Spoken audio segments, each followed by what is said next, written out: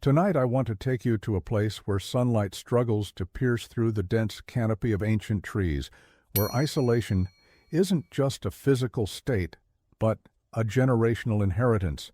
Before we start this journey into the darkest corners of Appalachia, I need to warn you. What you're about to hear isn't some folktale meant to frighten children. This is about the monsters that look just like us, the ones that smile at church on Sunday and shed blood by Monday. If you're watching from somewhere safe and warm, take a moment to tell me in the comments below. Because after hearing this story, you might never feel safe again. Our story begins in Blackwater Hollow, a remote settlement nestled deep in the Blue Ridge Mountains of North Carolina. A place where family names carried more weight than law, where silence was valued above honesty, and where loyalty to blood trumped loyalty to country. It was 1881, a time when America was still healing from the wounds of the Civil War. But here in these mountains, that conflict might as well have happened in another world. These people had their own wars to fight. The Redmond family lived at the end of a narrow dirt path that disappeared completely during the winter months. Their cabin stood alone against the mountainside, weathered gray wood that seemed to grow out of the very rock itself. Elijah Redmond, the family patriarch, hadn't come down from that mountain in nearly 8 years, not since the incident that folks in town had learned not to mention. His wife Sarah kept house and raised their 4 remaining children, her once beautiful face now a mask of quiet resignation. The oldest son, Lewis, was 27, with eyes so dark they seemed to absorb light rather than reflect it. People said he had his father's temperament and his mother's patience, a combination that made him dangerously unpredictable. The day our story truly begins was unseasonably cold for October, the kind of chill that creeps into your bones and reminds you that winter in these mountains takes no prisoners. A young journalist named James Harlow had arrived in Blackwater Hollow 3 days prior, ostensibly to document the traditional crafts of the mountain folk for a Pittsburgh newspaper. But the leather-bound journal hidden in the false bottom of his suitcase told a different story. In it, he had collected every newspaper clipping, every rumor, every whispered tale about the man known as the Moonshine King, the outlaw who had survived 6 government bullets and disappeared into legend. Folks around here don't take kindly to questions about the Redmonds, the innkeeper had warned him on his first night. Some stories are better left untold. But James hadn't traveled all this way to return empty-handed. He'd come to find the truth about Lewis Redmond, the man whose name mothers used to frighten their children, whose exploits had captured the imagination of readers across America. What James didn't know, couldn't know, was that his arrival hadn't gone unnoticed. In a community this isolated, strangers stood out like blood on snow. And word traveled fast from mouth to ear, up winding mountain paths, across creek beds, and eventually to that weathered cabin where the Redmonds kept their secrets locked away as tightly as their moonshine recipe. "There's a writer in town," Thomas Wheeler had told Lewis Redmond as they worked the still hidden in a cave behind the family property, asking questions about the shootout at Tennessee River. Thomas was Lewis's cousin and the only person outside the immediate family allowed near the operation. His hands trembled slightly as he spoke, his eyes never meeting Lewis's. Lewis didn't respond immediately. He just continued stoking the fire beneath the copper, still, his face betraying nothing. "A lot of writers come through these parts," he finally said, his voice so soft that Thomas had to lean in to hear him over the bubbling of the mash. "Most leave disappointed." "This one's different," Thomas insisted. "He's got papers from up north. Says he's writing a book about Appalachian outlaws." Lewis straightened then, his full height imposing in the confined space of the cave. The flickering light from the fire cast half his face in shadow, revealing the web of scars that crawled up his neck and disappeared into his beard. "Then I suppose we ought to give him a proper mountain welcome," he said, the ghost of a smile playing at the corners of his mouth. "Tell Sally at the inn to send him up our way tomorrow.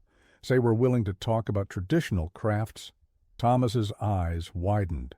"You sure that's wise? After everything that happened?" Lewis placed a hand on his cousin's shoulder, his grip just tight enough to convey the seriousness of his next words.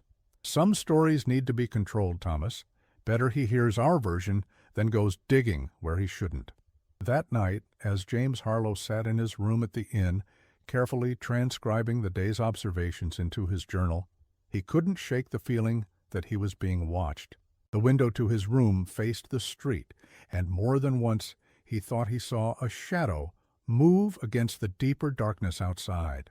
Sleep came fitfully, punctuated by dreams of running through endless woods, pursued by something he couldn't see but could feel, breathing down his neck. Morning brought a message from the innkeeper. The Redmond family had heard of his interest in mountain crafts and had invited him to their homestead. "It's quite an honor," the innkeeper said, though her eyes conveyed a different message entirely. "The Redmonds don't often entertain visitors." James's heart raced. This was exactly the opportunity he'd been hoping for. The chance to meet the family at the center of his investigation, to perhaps even lay eyes on the legendary Lewis Redmond himself. He spent extra time preparing that morning, selecting his least city-looking clothes, checking and rechecking that his notebook and pencils were secure in his satchel. As an afterthought, he removed the most incriminating pages from his secret journal and hid them beneath the mattress of his bed. Something told him it would be unwise to bring evidence of his true intentions up that mountain. The path to the Redmond homestead was steeper than James had anticipated, winding through dense forest that seemed to close in behind him as he climbed. His guide, a silent teenage boy who had appeared at the inn with 2 mules, led the way without once looking back to check if James was keeping up. By the time they reached the clearing where the cabin stood, James was sweating, despite the cool air. The homestead was larger than he had imagined, with the main cabin flanked by several outbuildings and a large barn. Smoke curled from the chimney, and the smell of something cooking made James realize he hadn't eaten since early morning. 3 large dogs approached, their stance neither friendly nor threatening, simply watchful. The door to the cabin opened, and a woman stepped out. She was tall and straight-backed, with streaks of gray in her dark hair, which was pulled severely away from a face that might once have been beautiful, before hardship had carved its permanent lines.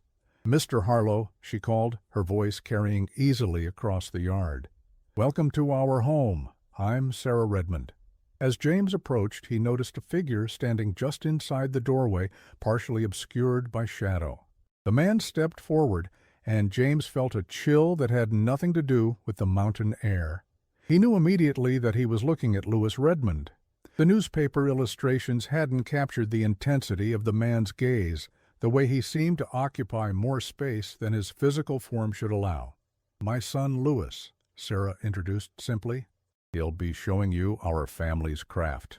Lewis Redmond stepped fully into the light then, extending a hand that bore the calluses of a lifetime of hard work. "Mr. Harlow," he said, his voice surprisingly gentle for such an imposing figure, "we hear you're interested in mountain traditions." James took the offered hand, noticing the strength in the grip. "Yes, very much so. It's an honor to meet you, Mr. Redmond." Something flickered in Lewis's eyes. Amusement, perhaps, or suspicion. "Well then," he said, "you've come on a good day. We're just about to start a new batch. But first, Mother's prepared a meal, and we don't discuss business on empty stomachs in these parts." The inside of the cabin was unexpectedly well appointed. Though the furniture was simple and handmade, it was crafted with obvious skill. The main room was dominated by a large stone fireplace, where a pot of something fragrant bubbled. Dried herbs hung from the rafters, and a shotgun rested on hooks above the mantel, within easy reach.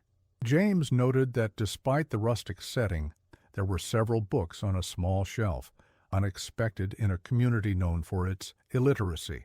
4 other people were already seated at the long table. An older man who could only be Elijah Redmond, though his face was partially hidden by a wild gray beard, and 3 younger adults who were introduced as Lewis's siblings. None of them spoke much as the meal was served, but their eyes followed James's every move. The food was simple but plentiful: venison stew, cornbread, and preserved vegetables from the family's garden. James did his best to make appropriate conversation, asking about the crafts he was ostensibly there to document, careful to avoid any mention of Moonshine or Lewis's notorious past. The family responded politely but tersely, offering no information beyond what was directly asked. It was only when the meal was finishing that Elijah Redmond spoke for the first time, his voice a gravelly rumble that suggested it wasn't often used. "You write for newspapers up north," he stated, rather than asked. James nodded, trying to hide his surprise. "Yes, sir. The Pittsburgh Gazette, primarily." Elijah's eyes, the same unsettling dark as his son's, fixed on James. "And what brings a Pittsburgh man all the way to Blackwater Hollow?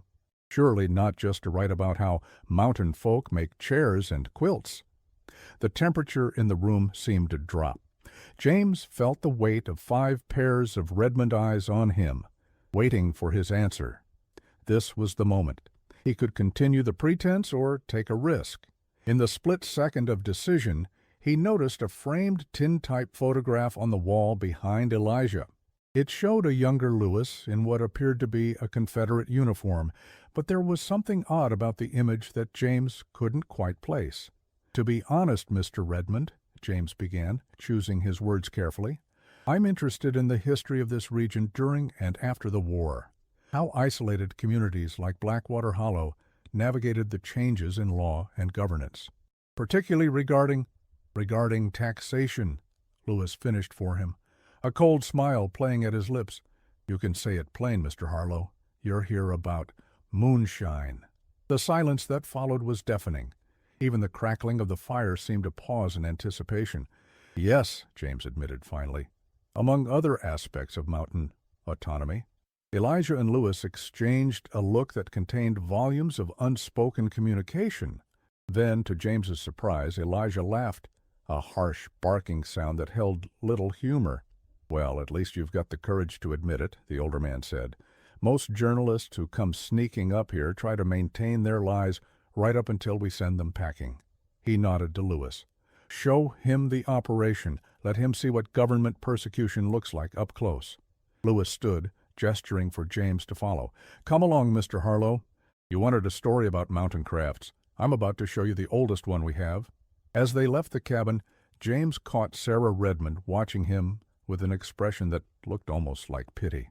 It was the last thing he saw before the door closed behind them, and he followed Lewis Redmond into the gathering dusk, away from the clearing and back into the dense woods that surrounded the homestead. They walked in silence for nearly 20 minutes, following a path so faint that James would have missed it entirely if he'd been alone. The forest grew denser, the trees older and more massive, their canopies blocking out what little remained of the day's light. James had to fight the urge to check behind them, unable to shake the sensation that they were being followed. "You're wondering if I'm leading you out here to kill you," Lewis said suddenly without turning around. It wasn't a question. James nearly stumbled in surprise. That thought hadn't crossed my mind," he lied. Lewis stopped then, turning to face him. In the dim light his features seemed to shift, revealing a man both younger and older than he had appeared in the cabin. "You're not a very good liar, Mr. Harlow, which makes me wonder why you chose this particular profession." Before James could respond, Lewis continued walking. "I'm not going to kill you.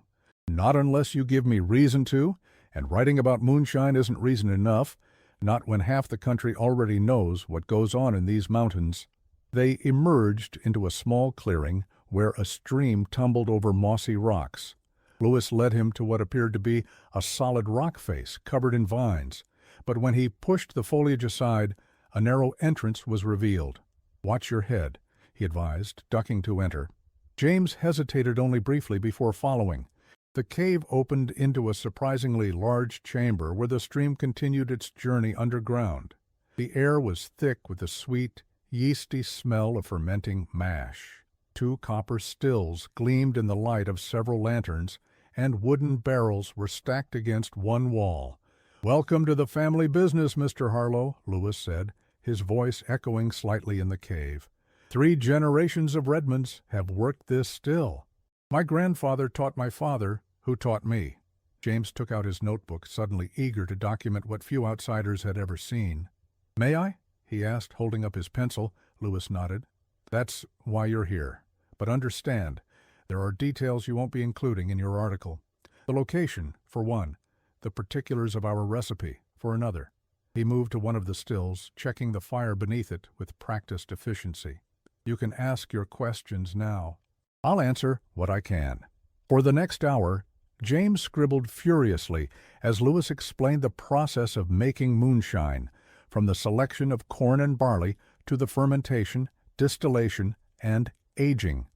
He demonstrated how to test the proof by shaking a jar and watching how the bubbles behaved.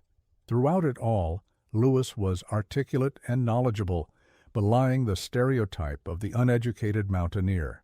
"You're surprised," Lewis noted, catching James's expression. "You expected some illiterate hillbilly, I suppose?" James flushed. "I apologize if I gave that impression. It's just, you speak like an educated man. My mother taught all her children to read, said knowledge was the only thing that couldn't be taxed or stolen." Lewis checked the condensation coil on the still. "Though the government's tried hard enough to take even that from us." James sensed an opening. "About the government. I've heard stories about your confrontations with revenue agents, about the shootout at Tennessee River." The change in Lewis was immediate and chilling. The openness vanished, replaced by a stillness that reminded James of a predator assessing prey. "Have you now? And what exactly have you heard, Mr. Harlow?" James swallowed, suddenly aware of how isolated they were, how completely at this man's mercy he had placed himself. "That you were shot 6 times but survived. That you killed a U.S. Marshal. That you're known as the Moonshine King." Lewis was silent for a long moment, his face unreadable in the lantern light. Then he moved toward one of the barrels, took a ladle and 2 small cups from a shelf, and filled them with clear liquid. He handed one to James. "Drink?" he commanded. James looked at the moonshine dubiously. "I don't typically—" "Drink," Lewis repeated, his tone brooking no argument. "If you want to write about mountain traditions, you'll experience them properly." James raised the cup to his lips and took a small sip. The liquor burned a fiery path down his throat, making his eyes water. Lewis watched him with that same unnerving intensity, then downed his own cup in one swift motion. "Now we can talk about Tennessee River," he said, "but not here. Some stories shouldn't be told underground." They left the cave, Lewis carefully concealing the entrance behind them. Night had fully fallen, and the forest was alive with sounds, the hoot of owls, the rustling of nocturnal creatures, the whisper of wind through the trees. Lewis led them to a fallen log and sat, gesturing for James to join him. "What happened at Tennessee River wasn't what the newspapers reported," Lewis began, his voice low. "Yes, there was a shootout. Yes, I was shot. But the why of it, that's what they got wrong." He rolled up his sleeve, revealing an arm marked by puckered scars. "First bullet went in here," he said, pointing to a spot just below his elbow. "Second and third hit my chest. Fourth grazed my neck. Fifth and sixth went through my back when I was already on the ground." He spoke matter-of-factly, as if recounting someone else's injuries. "How did you survive?" James asked, unable to hide his fascination. Lewis's gaze shifted to the darkness between the trees. "There was a woman, not from these parts originally. Some called her a witch, but she was just wise in the old ways. She found me before the revenuers could confirm I was dead, kept me hidden, treated my wounds with herbs and poultices when any doctor would have said I was beyond saving." He fell silent, and James waited, sensing there was more to the story. When Lewis spoke again, his voice had changed, carrying an edge that hadn't been there before. "What the newspapers didn't report was why the revenuers came for me that day. It wasn't about moonshine, Mr. Harlow. It was about fear. Fear of people who live by their own rules, who can't be controlled by taxes or intimidated by badges." Lewis turned to face James directly, and in the dim light of the moon filtering through the trees, his eyes seemed to reflect nothing. "They didn't come to arrest me. They came to make an example of me. And when they thought they'd killed me, they told my family I was dead, made them bury an empty coffin while I was fighting for my life in that woman's cabin. James's pencil hovered over his notebook, but he didn't write. Something told him this wasn't for publication, at least not yet. And the Marshal? The one they say you killed? Lewis's laugh was hollow. Is that what they still say? That I shot him down in cold blood? He shook his head. The Marshal shot first, hit my best friend Amos instead of me. I returned fire, simple as that. But you don't deny killing him? I don't deny protecting what's mine, Lewis countered. Family, freedom, dignity, these aren't negotiable, Mr. Harlow, not for any law. The conversation was interrupted by a low whistle from somewhere in the darkness. Lewis immediately tensed, rising to his feet in one fluid motion. We need to go, he said tersely. Now. What is it? James asked, hurriedly packing away his notebook. Company, was all Lewis would say, already moving swiftly through the trees back toward the homestead. And not the welcome kind. They moved quickly through the forest, Lewis navigating the darkness with uncanny precision. James struggled to keep up, branches whipping at his face, roots threatening to trip him with every step. His mind raced. What had that whistle meant? Who was out there in the darkness? As they neared the clearing where the Redmond cabin stood, Lewis suddenly grabbed James by the arm, pulling him down into a crouch behind a thick stand of rhododendron. Listen carefully, he whispered, his mouth close to James's ear. There are revenue agents at my family's home. I need to go to them, but you can't be seen with me. Revenue agents? James repeated, his voice higher than he intended. How do you know? Because this is what they do, Lewis replied grimly. They wait until dark, until they think the women and children will be asleep. They've been watching the property, saw us leave, and figured now was their chance to search the place. His grip on James's arm tightened. You're going to circle around to the east side of the clearing. Stay in the trees, stay low, and don't make a sound. You'll see a path that leads down to the creek. Follow it for half a mile and you'll reach the main road. Get back to town. But what about you? Your family? Lewis's expression was unreadable in the darkness. We've handled their kind before. Now go. James hesitated, torn between journalistic instinct to witness whatever was about to unfold and the very real fear crawling up his spine. I can't just— You can and you will, Lewis cut him off. Unless you want to explain to federal agents why you were consorting with a known moonshiner. I doubt your newspaper would appreciate that scandal. Put that way, the decision was clear.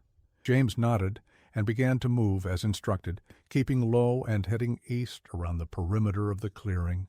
He had gone perhaps 50 yards when the first shout rang out, followed by the unmistakable sound of a shotgun being discharged. Despite Lewis's warning, James couldn't help but pause, peering through the undergrowth toward the cabin. What he saw froze his blood. The clearing was alive with movement, at least a dozen men with lanterns and rifles surrounding the Redmond home. Lewis was nowhere to be seen, but Elijah Redmond stood on the porch, shotgun in hand, with Sarah slightly behind him. Even from this distance, the tension in their postures was evident. "Redmond!" a voice called out.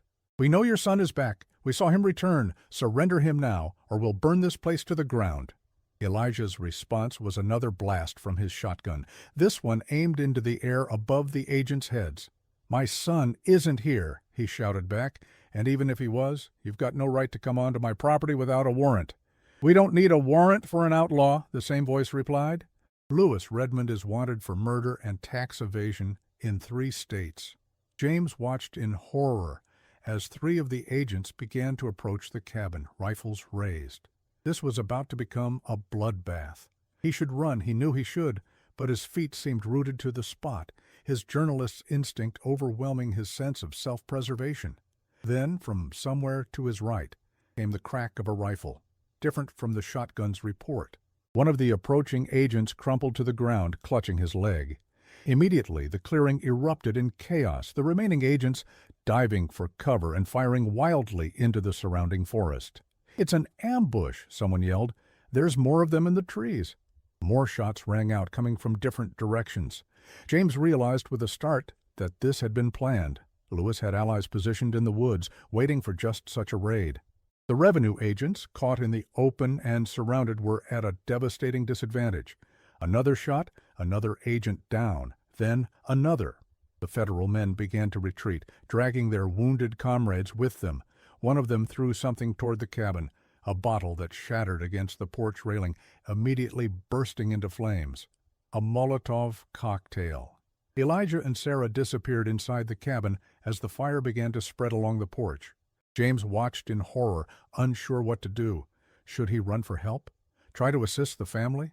In his indecision, he failed to notice the figure approaching from behind until a hand clamped over his mouth. "I told you to leave," Lewis's voice hissed in his ear. "Now you've seen too much." James was yanked backward, away from his vantage point and deeper into the forest. He struggled briefly, but Lewis's grip was like iron. They moved swiftly through the darkness, away from the sounds of gunfire and shouting, until they reached a small hidden hollow where two horses waited, already saddled. Lewis finally released him, and James gasped for breath. "Your family?" he managed to say. "The fire." "My family knows what to do," Lewis replied, checking the rifle he carried before securing it to one of the saddles. "This isn't the first time, and it won't be the last." "You can't just leave them," Lewis fixed him with a cold stare. "I'm not leaving them. I'm drawing the danger away. Those men came for me, not them. Once they realize I'm gone, they'll follow." "And me?" "What about me?" James demanded, fear giving way to anger. "I'm a journalist, not a criminal. I have nothing to do with your war against the government." "You became part of it the moment you came looking for me," Lewis replied, unmoved. "The moment you decided my story was worth telling." He gestured to one of the horses. "Get on. We need to move." "I'm not going anywhere with you," James protested. "I'm going back to town, to the inn." Lewis's laugh was devoid of humor. "You think they don't know you came to see me? You think they won't be waiting for you there, eager to find out what you know about the notorious Moonshine King?" He shook his head. "You've got two choices, Mr. Harlow. Ride with me tonight, or try to explain to federal agents why you were visiting a wanted criminal. Your call." Put that way, there really was no choice at all. James approached the horse with trepidation. It had been years since he'd ridden, and never on mountain trails at night. But the alternative was worse. He awkwardly mounted, feeling the animal shift beneath him. Lewis swung easily into his own saddle.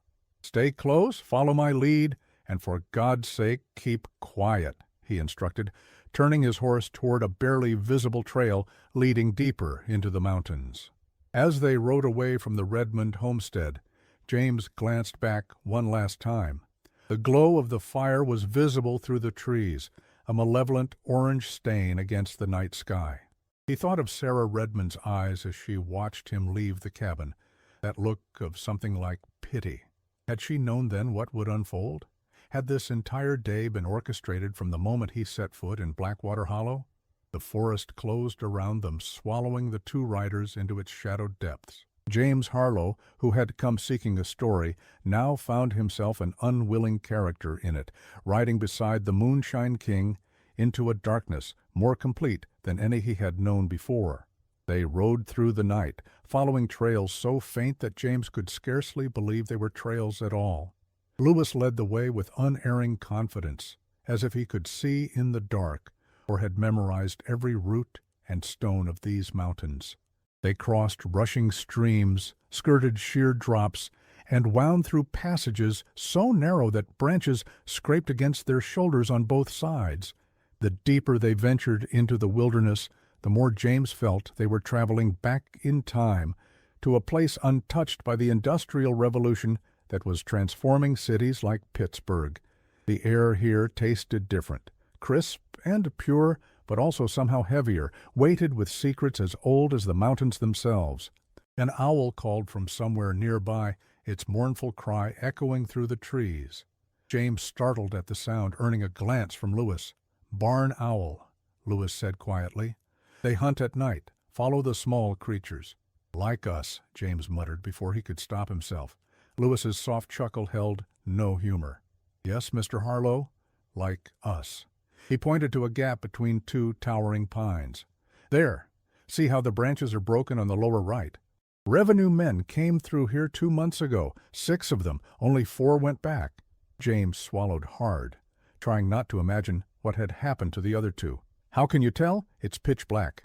"These mountains speak to those who know how to listen," Lewis replied cryptically. "My Cherokee grandmother taught my mother, and she taught me.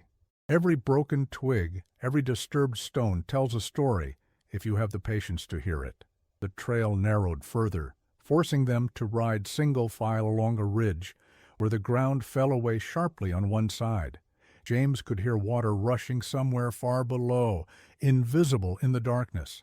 His horse seemed more sure-footed than he felt, picking its way carefully along the treacherous path. "The drop there is about 80 feet, Lewis commented, as casually as if discussing the weather. "Creek at the bottom.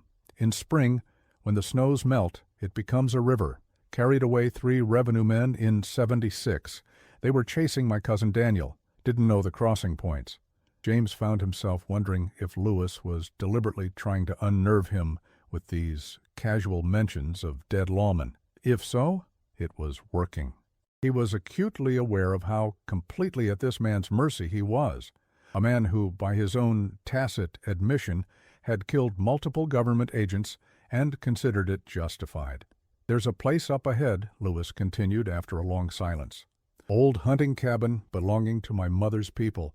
We can rest there till nightfall." "And then?" James asked, unable to keep the apprehension from his voice. Lewis glanced back over his shoulder, his face a pale oval in the darkness. "Then we see if you're the kind of man who keeps his word." They continued in silence after that, each lost in his own thoughts.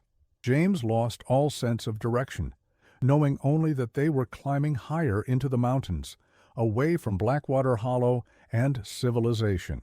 His body ached from the unaccustomed hours in the saddle, and fear had given way to a numb exhaustion that made it difficult to focus on anything beyond staying on his horse. Around them the forest seemed alive with whispers, the rustling of leaves, the cracking of distant branches, the occasional scurrying of some small creature through the underbrush. More than once James thought he heard something larger, moving parallel to their path just out of sight among the trees.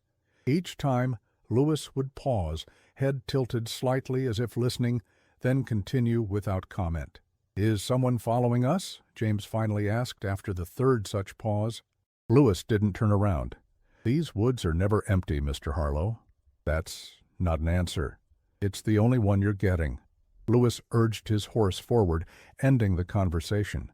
As they climbed higher, the air grew noticeably cooler, and a thin mist began to rise from the ground, wreathing the tree trunks in ghostly tendrils. James found himself thinking of all the stories he'd heard about these mountains, tales of lost hikers, of hunters who ventured in and never returned, of entire settlements that seemed to vanish overnight, leaving nothing but empty cabins and cold hearths. "People disappear in these mountains, don't they?" he asked, breaking the long silence. Lewis nodded without turning. "Some by choice, some by circumstance, some by design. And which were you? After Tennessee River, when everyone thought you were dead?" Lewis was quiet for so long that James thought he wouldn't answer. When he finally spoke, his voice was different somehow, softer, more reflective. "All 3, I suppose. I chose to vanish rather than face their justice. Circumstance gave me the opportunity. They were so certain I was dead that they stopped looking. And as for design," he trailed off, then added, "sometimes a man needs to die before he can live as he truly is."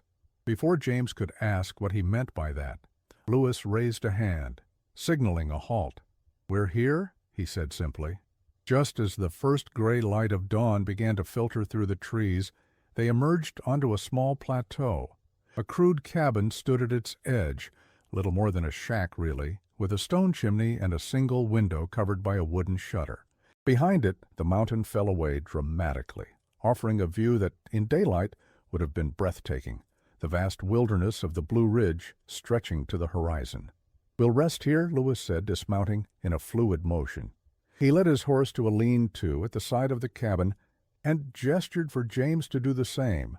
"There's water in the stream around back for the horses. I'll see what's inside."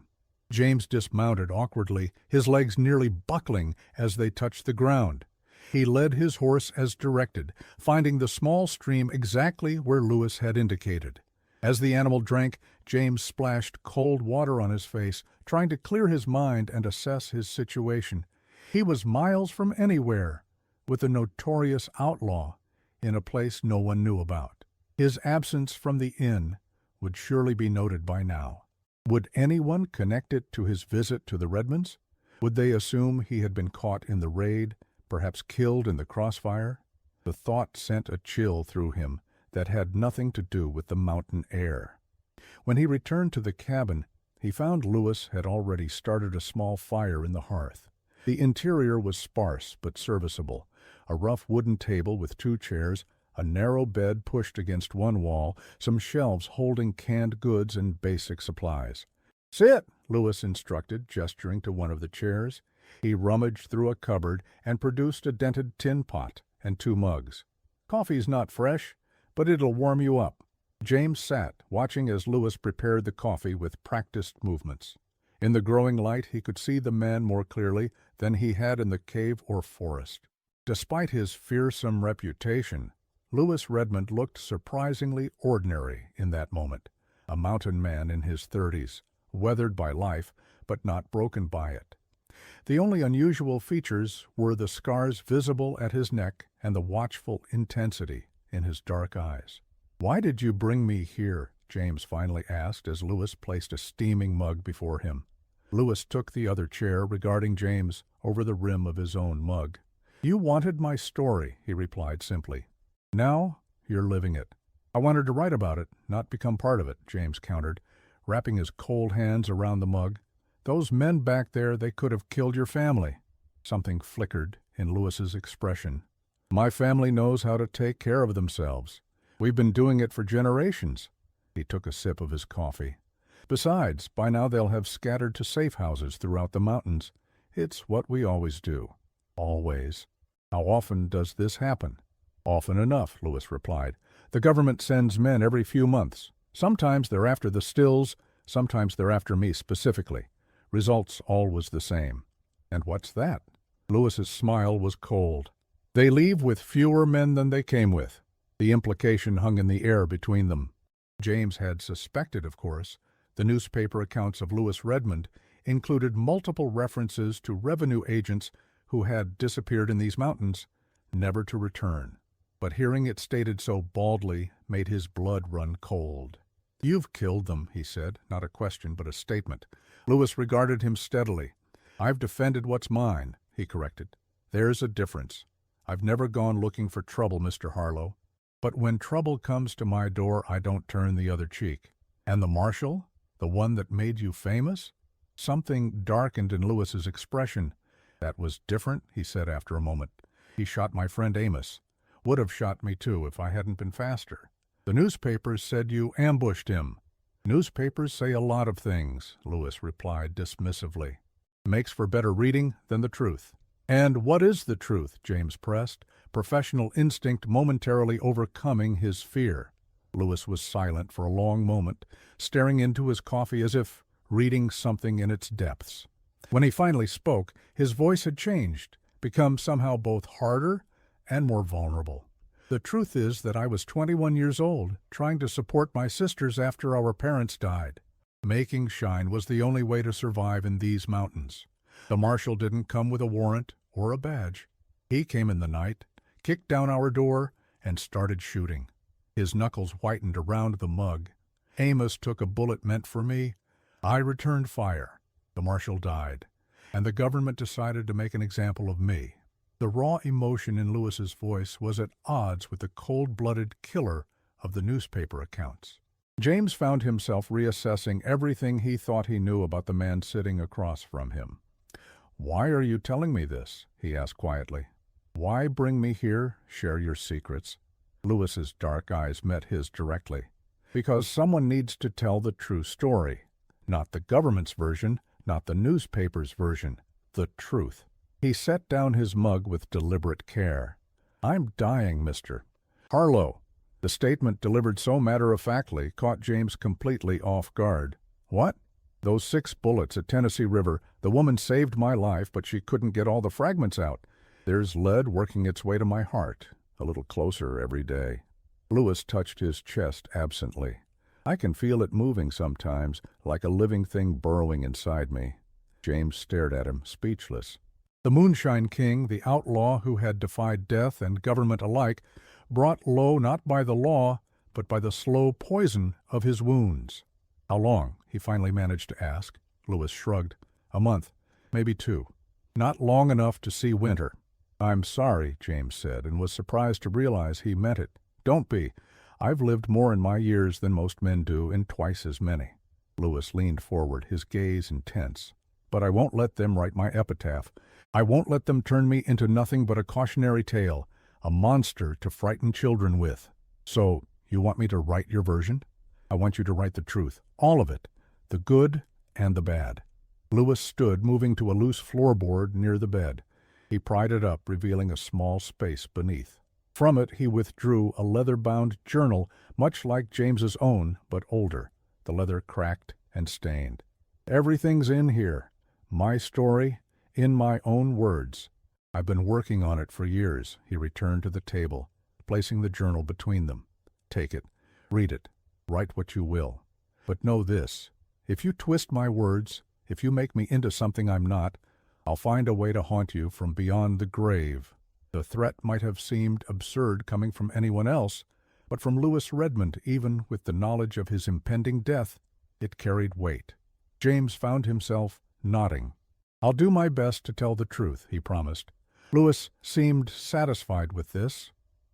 "Get some rest," he said, gesturing to the bed. "We'll move again at nightfall. There's a place a few hours' ride from here where you can catch the train to Asheville. From there you can make your way back to Pittsburgh. And you?" "I have unfinished business," Lewis replied cryptically. "One last thing to do before the end." James wanted to ask more, but the exhaustion of the night's events was catching up with him. He moved to the narrow bed, removing only his boots before lying down. Despite his racing thoughts, sleep claimed him almost immediately. He dreamed of darkness and fire, of horses running through moonlit forests, of Sarah Redmond's pitying eyes, and through it all 6 bullets moving slowly, inexorably, toward a heart that refused to stop beating. When James awoke, the cabin was dark save for the glow of the fire. He sat up disoriented, unsure how long he had slept. The single window showed only blackness outside. Night had fallen again. Lewis was sitting at the table, cleaning a revolver by the firelight. The journal was gone, but in its place lay James's own notebook. "You talk in your sleep," Lewis commented without looking up, calling out names. "Who's Elizabeth?" James flushed, swinging his legs over the side of the bed. "My fiancée. She's waiting for me in Pittsburgh." "You should have thought of that before coming to Blackwater Hollow," Lewis replied, though there was no malice in his tone. "Dangerous place for a man with attachments." James pulled on his boots, trying to gather his scattered thoughts. "The journal you showed me. Where is it?" "Packed away. You'll get it when we part ways." Lewis reassembled the revolver with quick, practiced movements. "We need to move soon. There's bread and jerky on the shelf if you're hungry." James wasn't, but he forced himself to eat anyway, knowing he would need the strength. As he chewed the tough jerky, he watched Lewis prepare for their journey, checking weapons, filling a canteen, scanning the darkness outside the window with the wariness of a man who had spent his life being hunted. "Why did you become an outlaw?" James asked suddenly. "You could have registered yours still after the war, paid the taxes like others did. Why fight so hard against it?" Lewis paused in his preparations, something unreadable crossing his features. "You think it was about the money, the taxes, wasn't it?" Lewis shook his head slowly. "It was never about that. It was about freedom, about not bowing to men who'd never set foot in these mountains telling us how to live." He secured the revolver in a holster at his hip. "My grandfather fought the British for the right to self-determination. My father taught me that a man's liberty is worth more than his life. The government wanted submission, not just coin." There was something in his voice, a fervor, a conviction, that reminded James of the religious zealots he had sometimes encountered in his work. It was the voice of a man who had built his entire identity around a single principle, who would rather die than compromise it. "And was it worth it?" James asked quietly. "The price you paid, that your family paid?" Lewis looked at him for a long moment, his expression unreadable in the firelight. "Ask me again when we reach the end of the trail," he finally said. "Time to go." They left the cabin as they had arrived. on horseback, in darkness, with Lewis leading the way through invisible trails. The night was clearer than the previous one, with a 3/4 moon providing enough light to cast sharp shadows beneath the trees. James found himself studying the back of the man riding ahead of him, trying to reconcile the murderous outlaw of newspaper fame with the complex, principled figure who had shared coffee and confidences with him. The deeper they descended into the valley, the more James noticed changes in Lewis. His posture had stiffened, and he checked over his shoulder more frequently. Whatever unfinished business awaited him clearly weighed heavily on his mind.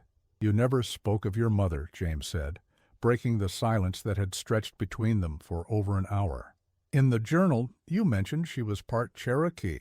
Lewis didn't immediately respond, and James thought perhaps he hadn't heard, or was choosing to ignore the question. But then, so quietly that James had to strain to hear, Lewis began to speak. "My mother was the strongest person I ever knew," he said. "After my father died in that prison, she held our family together through sheer force of will, taught us to read from a Bible that was missing half its pages, showed me how to track game through these forests when we had nothing else to eat." His voice took on a reverent quality.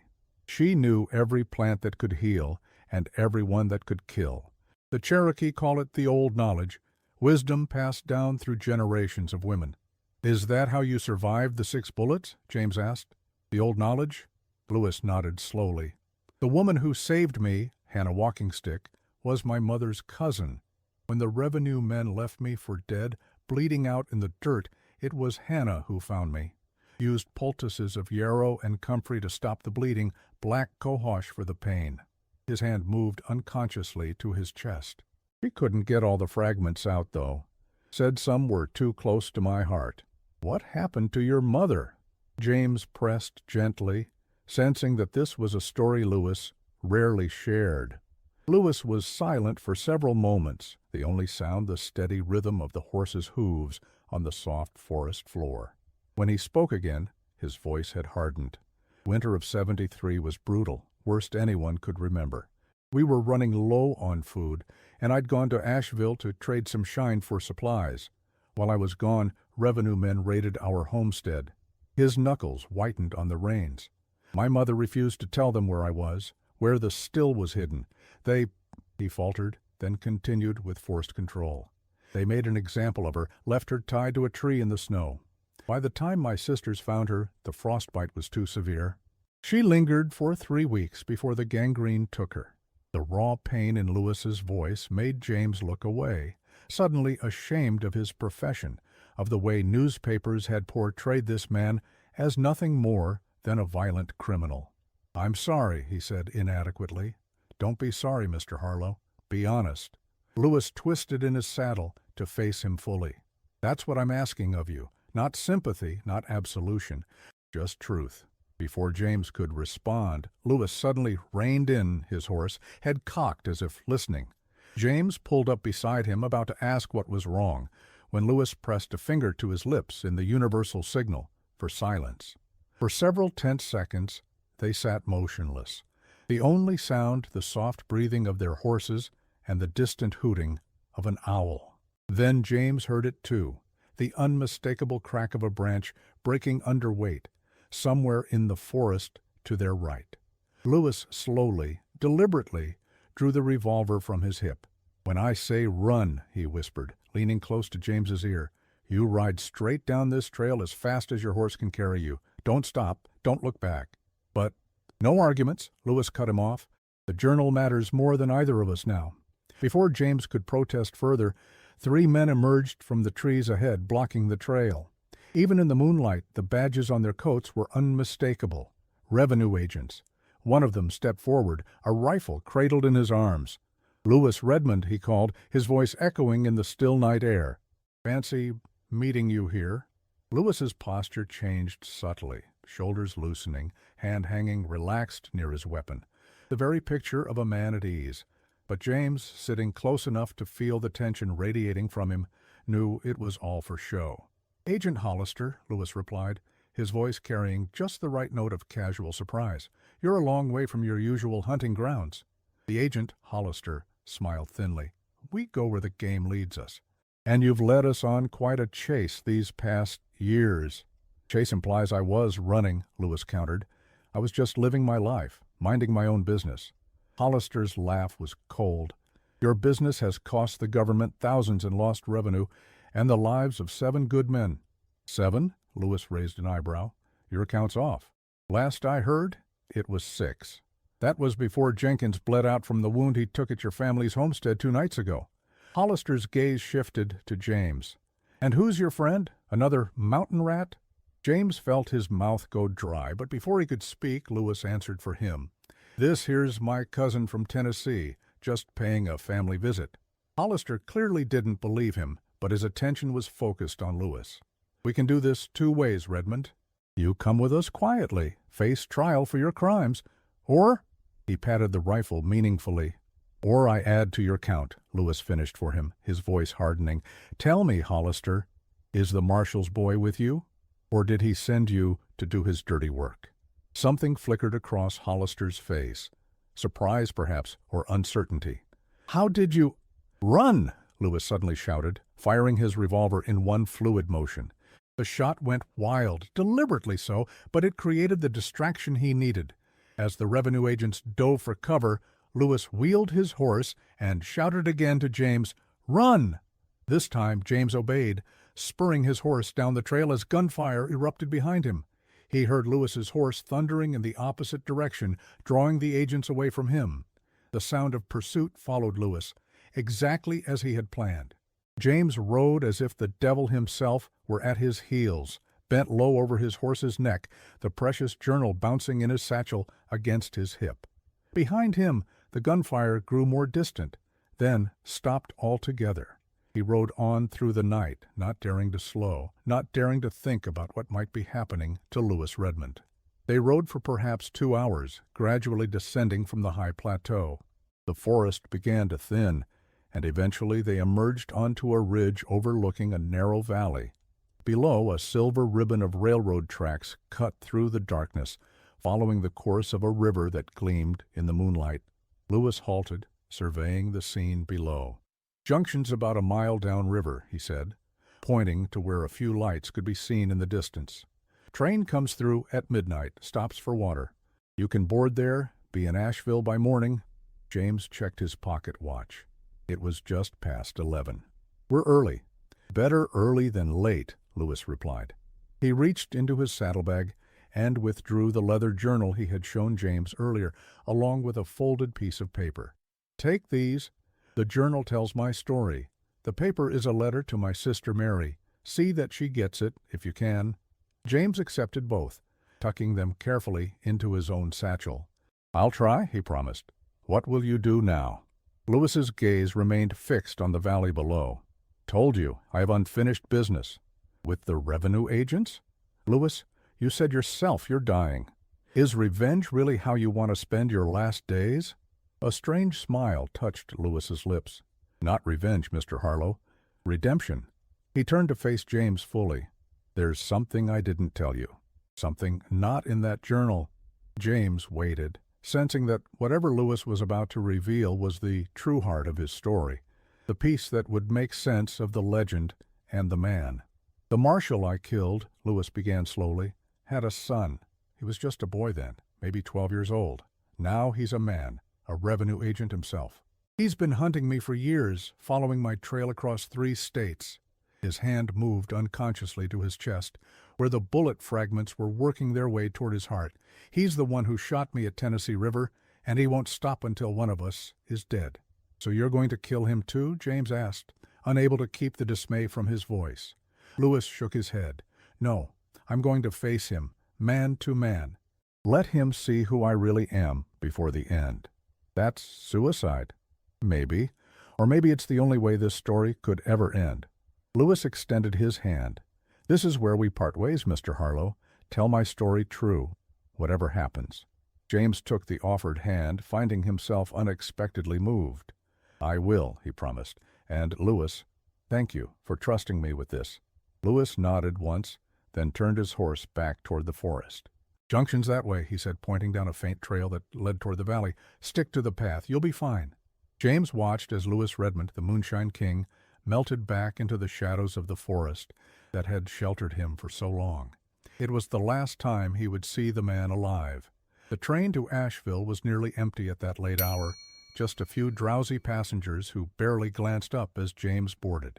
He found a seat by a window, his satchel clutched tightly on his lap, containing the most valuable material any journalist could hope for, the unfiltered truth behind a legend. As the train pulled away from the junction, James opened Lewis's journal and began to read by the dim light of the oil lamp above his seat. The handwriting was surprisingly neat and educated, belying the image of the illiterate mountaineer. The first entry was dated 1865, just after the end of the Civil War, when Lewis had been barely 11 years old. "Today they buried Pa," it began. "Ma wouldn't stop crying. The revenue men took him 3 months ago for making shine, and the prison killed him faster than any bullet could have. I promised Ma I'd take care of everyone now. I promised Pa I'd never forget what the government did to him." James read through the night as the train clattered toward Asheville, absorbing the first-hand account of Lewis Redmond's transformation from a boy trying to support his family to the most notorious moonshiner in Appalachia. The journal documented raids and escapes, friendships and betrayals, loves and losses. It painted a picture of a man driven not by greed or bloodlust, but by an unwavering commitment to a way of life he believed was worth defending at any cost. The final entry was dated just 2 weeks earlier. "I can feel the lead moving," Lewis had written. "Time grows short. All these years running, fighting, hiding, and in the end, it's not the law that catches me, but my own body betraying me. Perhaps that's fitting. I've done things I'm not proud of, taken lives I had no right to take. But I've never compromised what I believe in, never bowed to those who would take our freedom in the name of progress or civilization. If that makes me an outlaw, so be it. Better to die standing than live on my knees." As dawn broke over the Asheville station, James closed the journal, his mind racing with all he had learned. He had come to these mountains seeking a sensational story about a notorious criminal. He was leaving with something far more complex, the truth about a man who had become both more and less than his legend. 3 weeks later, as James was putting the finishing touches on his manuscript in his Pittsburgh apartment, a telegram arrived from a contact he had made in Asheville. It contained just 5 words: "Redmond dead." Buried Blackwater Creek. The story James Harlow wrote was published first as a series of articles in the Pittsburgh Gazette, then collected into a book that became an unexpected bestseller. The Moonshine King, the true story of Lewis Redmond, presented neither a heroic rebel nor a bloodthirsty outlaw, but a man shaped by his time and place, fighting for principles that many readers found they could understand, if not condone. The book included details that had never before been made public: the death of Lewis's parents, the raid that led to his first killing, the 6 bullets at Tennessee River, and the slow death they ultimately brought him.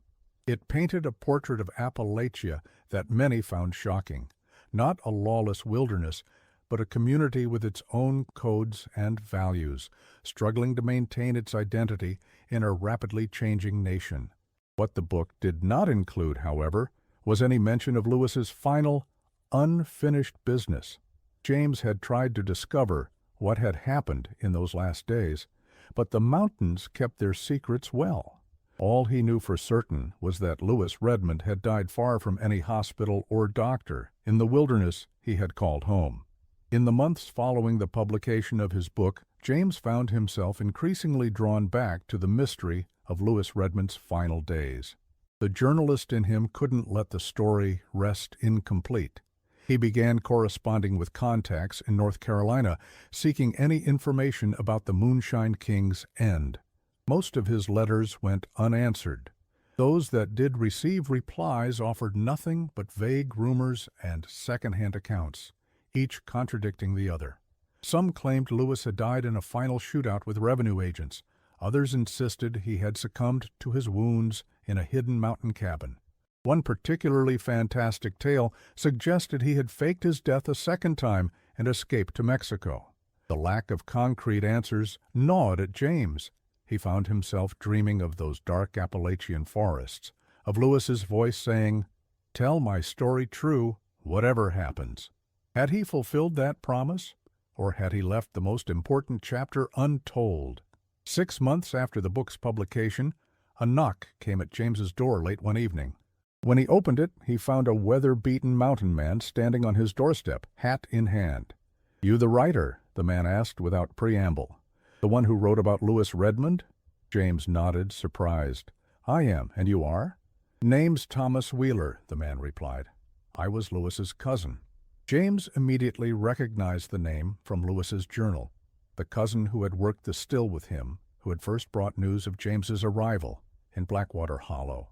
He ushered the man inside, mind racing with questions. Thomas refused the offer of a drink or a comfortable chair. He stood in the middle of James's sitting room, twisting his hat in his hands, eyes darting around as if expecting revenue agents to burst through the walls at any moment. "I promised Lewis I wouldn't come," he said finally. "Promised I'd let his story lie as it was told. But some things a man has to know, even if they ain't for printing in any book." "What things?" James asked, reaching for his notebook before thinking better of it. This wasn't an interview. This was something else entirely. Thomas fixed him with a hard stare. "The Marshal's son," he said. "The one who shot Lewis at Tennessee River. His name was William Calloway." James nodded slowly. "Lewis mentioned him. Said he had unfinished business with him." "That he did." Thomas moved to the window, peering out at the darkened street as if checking for followers. "Calloway hunted Lewis for years after Tennessee River, made it his life's mission. Said he wouldn't rest until he put Lewis in the ground himself." "And did he? Was Calloway the one who killed Lewis in the end?" Thomas's laugh was bitter. "That's just it. Lewis wasn't killed. Not by Calloway, not by anyone." James stared at him, uncomprehending. "But the telegram, 'Redmond dead, buried Blackwater Creek.'" "Oh, Lewis is dead all right," Thomas confirmed. "But it wasn't bullets that took him in the end. It was those lead fragments working their way to his heart, just like he told you. Then what happened with Calloway?" "What was the unfinished business?" Thomas was silent for a long moment, his gaze distant, as if seeing something far beyond the confines of James's sitting room. "After you and Lewis parted ways," he finally said, "Lewis rode straight into Calloway's camp, unarmed, hands empty and raised.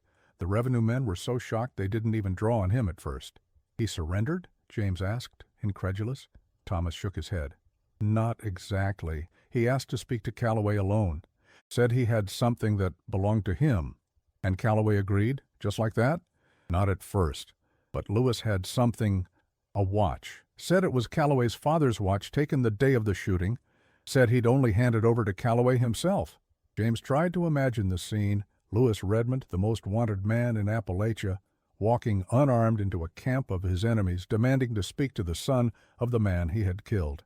It seemed impossible, suicidal even, yet somehow it also seemed perfectly in character for the man he had come to know. "They talked for hours," Thomas continued. "No one knows exactly what was said. Lewis's sister Mary was waiting nearby. She saw Calloway and Lewis walk into the woods together. Only Calloway came back out near dawn." "He killed him?" James whispered. "No," Thomas said firmly. "When they found Lewis 3 days later, he was sitting against an old oak tree, peaceful-like. No new wounds on him, just gone. And Calloway?" "What about Calloway?" "He resigned his commission that same day. Never worked as a revenue agent again. Last I heard, he was running a small store in South Carolina." Thomas finally sat down, suddenly looking exhausted. Before he left, he told Mary something. Said Lewis had given him more than the watch. Said he'd given him the truth." "What truth?" "That's just it. No one knows for sure." Thomas leaned forward, his voice dropping to a near whisper. "But there's talk in the mountains, always has been, about what really happened the day the Marshal died." James felt a chill run down his spine. "What did they say?" "They say the Marshal wasn't just there to arrest Lewis. They say he had a personal grudge against the Redmonds, that he'd been taking money from a rival moonshiner to shut down their operation." Thomas's eyes were intense in the lamplight. They say when he burst into the cabin that night, he wasn't aiming for Lewis. He was aiming for Lewis's little sister, Mary, that Amos jumped in the way, took the bullet meant for her. My God, James breathed. If that's true, Thomas finished for him, then Calloway learned his father wasn't the hero he thought he was, and Lewis wasn't the cold-blooded killer from the papers. The two men sat in silence for a long moment, the weight of the revelation hanging between them. "Why tell me this?" James finally asked. "If it wasn't meant for the book?" Thomas rose, settling his hat back on his head. "Because Lewis trusted you, said you were a man who cared about the truth, not just a good story." He moved toward the door, then paused, looking back. "And because someone besides just us mountain folk should know that Lewis Redmond died on his own terms, not running, not hiding, facing his past, and making what peace he could with it." After Thomas left, James sat alone in his sitting room until the early hours of the morning, turning over everything he had learned.